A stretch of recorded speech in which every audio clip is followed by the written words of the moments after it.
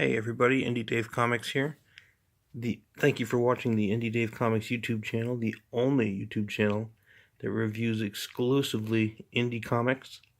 And today I've got a doozy. We've got the ultimate in indie comics right here. The Further Adventures of Indiana Jones, 1983.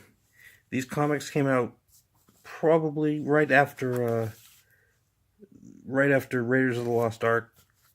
They were actually pretty cool.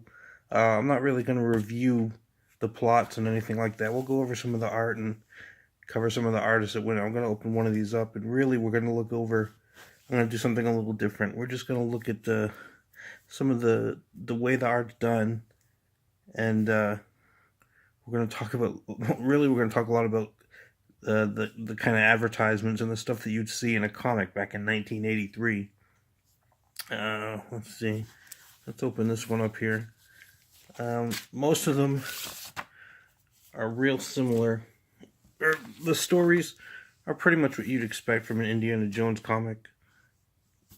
Some ancient civilization is going to lower them into gold, turn them into statues. There's a murder plot.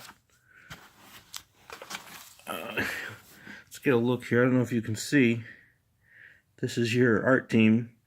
It was written by, well, everybody's changed their name, but I'm going to assume Chicago Byrne was John Byrne, and Jim Shooter was the chief editor.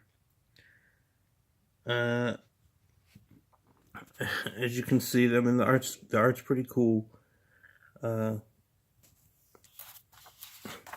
This brings back so much memories. I remember Saturday morning cartoons type stuff.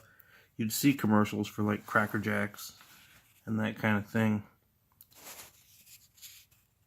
And it's just this comic just floods me back with memories from being a little kid. So they're hanging from the chain, and suddenly there's all kinds of explosions and fighting outside, and they have to swing from the chain to escape. And then the bad guys are out to get them. The other bad guys, other than the ancient, whoever, these ancient civilization people, and then they have to. It almost mirrors every other pretty much any Indiana Jones movie you've seen. He's got the woman with him. You got the bad guys here, who are against the natives, and then he ends up on a boat. And then the Nazis come and blow up the boat, but end up saving them because they're not at war yet. And we find out that in the first issue, her brother was murdered, but he's supposed to help find her murderer, and it turns out that it's her partner, and she's been living in her brother's shadow the whole time. So it's spoilers, but the comic's freaking almost 40 years old. So let's go into some of this art here. Well, some of these advertisements. Look, we get the New Mutants. This is probably just before when I started collecting them. I started collecting New Mutants back in probably '88. So there's Chris Claremont, Bob McLeod. See, this is like super early stuff here. There's just a lot of really cool things in here. Atari video games, or no, I'm sorry, this is Parker Brothers. It looks like an Atari video game. It looks like they took a game at Konami Studios. So, I mean, this is, it's just really neat.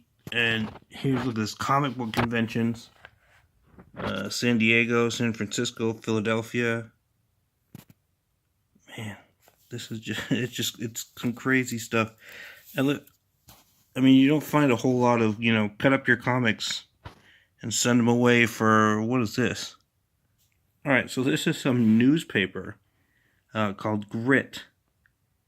And you cut up your comic book, and then you send this in with your name and address and all that, and you could start your own business as a kid with this newspaper, selling it to your, neighbors and friends and family and whatnot.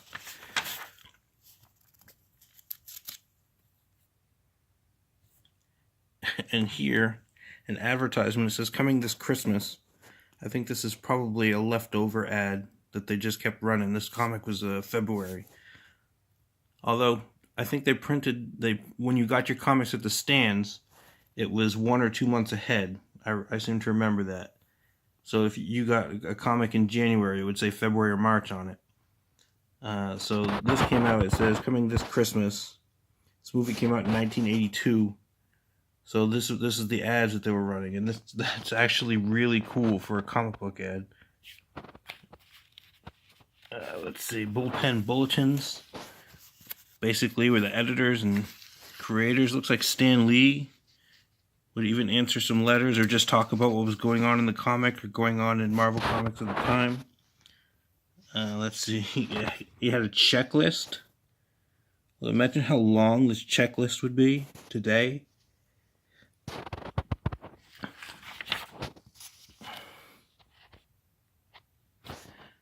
You get coupons. You could subscribe you could subscribe to the comics. Let's see. At the time, big saving subscriptions. First 2 12-issue subscription was $6, 50 cents an issue. Each additional 12 subscription is only $4.50, 38 cents per copy. Imagine how many comics you would have today if you could spend 38 cents per issue. Even Squirrel Girl would probably sell 40,000 copies.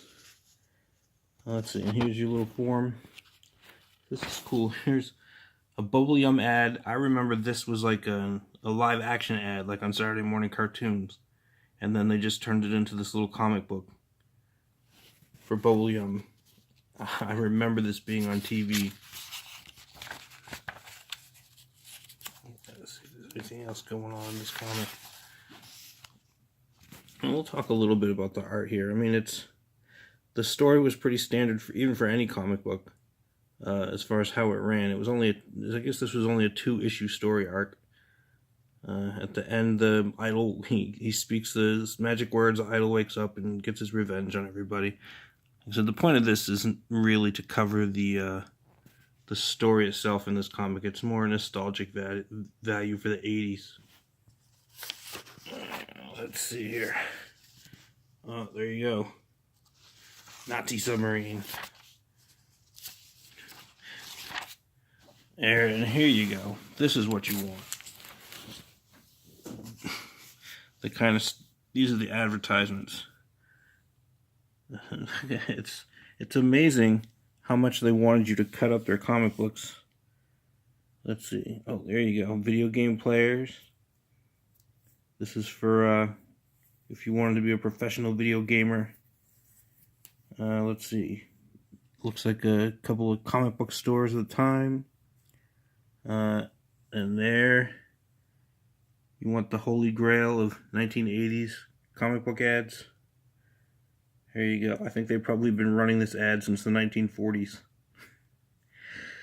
Get that Atlas body in 7 days. And it looks like there was a lot of places that had old comic books, and they advertised in Marvel. And you could send them away. You could, send them letters and stuff to get back issues. British Empire. Mint pictorial colonies, so it wasn't just comic books, it was old kind of literature type stuff too.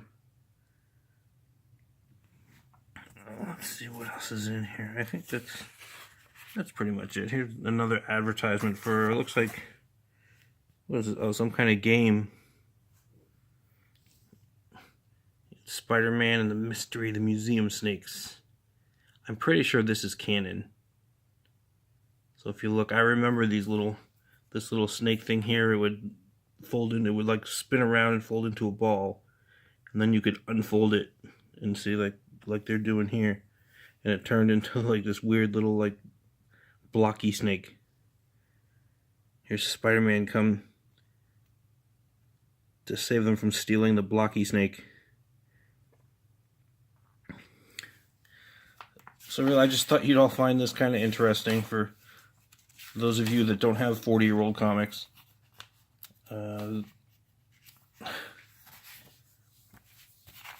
They all pretty much will have the same kind of stuff, but actually some of this artwork here is pretty good. Who is this one? Carrie something. Apologize, I can't make out the name, but this cover, one of these covers was done by the Cuberts, I think. Could be mistaken. Anyway, maybe that one was a little boring for you, but I just thought it was interesting. Nostalgia, all kinds of fun stuff for all you old guys that still collecting comics. So go ahead and hit the like button for me. Subscribe. Hit the bell. I'm Indie Dave Comics, showing you the best in indie comics. And you all have a good day. Please hang up and try again.